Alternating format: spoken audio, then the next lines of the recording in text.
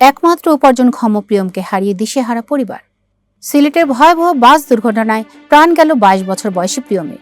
পরিবারের একমাত্র উপার্জনক্ষম সদস্যকে হারিয়ে এখন অসহায় বৃদ্ধ মা ও বোন। বিস্তারিত জানাচ্ছি। সিলেটের ওসমানীনগরে ভয়াবহ সড়ক দুর্ঘটনায় নিহত হয়েছেন ২২ বছর বয়সী সপ্তম রায় প্রিয়ম। তার মৃত্যুর পর গভীর অনিশ্চয়তায় পড়েছে পুরো পরিবার। পরিবারের সদস্যদের ভাষ্য অনুযায়ী প্রিয়মই ছিলেন বৃদ্ধ মা ও বোনের একমাত্র অবলম্বন। ছোটবেলায় পানিতে ডুবে মারা যান তার একমাত্র ভাই। এরপর সংসারের সব দায়িত্ব নিজের কাঁধে তুলে নেন প্রিয়ম।